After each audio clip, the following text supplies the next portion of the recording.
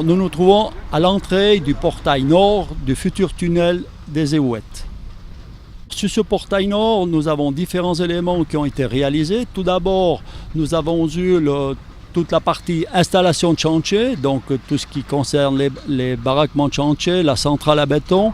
Et nous avons également réalisé les travaux préliminaires, à savoir les travaux de soutènement des terrains ainsi que l'excavation pour arriver au front d'attaque. À part le tunnel de 760 mètres de longueur, nous avons des tranchées couvertes de part et d'autre du tunnel avec des locaux techniques.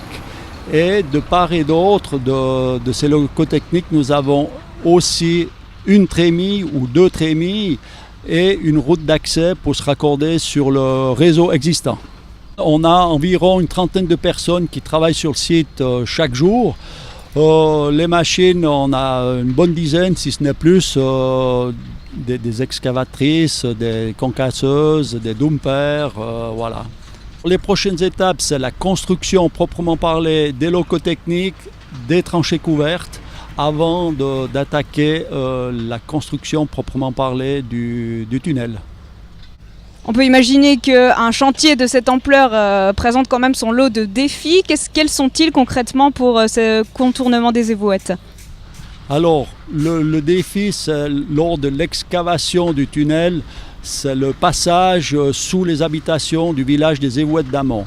La calotte du tunnel se trouve environ 25 mètres au-dessous des habitations. Donc, et puis, nous avons également le passage du Tové qui peut créer des soucis. Donc, on a prévu d'étanchéifier ce Tové pour mettre tous les atouts de notre côté.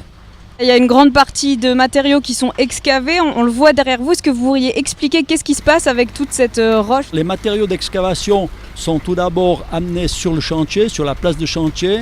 Là, ils sont traités pour ensuite être soit réutilisés sur place, soit amenés à la décharge Bellossi, à 500 mètres de notre chantier. Et ces matériaux seront transportés par camion dumper sur une piste que nous avons réalisée expressément en parallèle de la route actuelle. Et puis un mot aussi sur le béton qui est réalisé sur place. Alors effectivement, tous les bétons que l'on utilise sur place, on a vu qu'on a déjà réalisé certains radiers. Tous les bétons seront réalisés sur place. À cet effet, le consortium d'entreprises a monté une installation de fabrication de béton.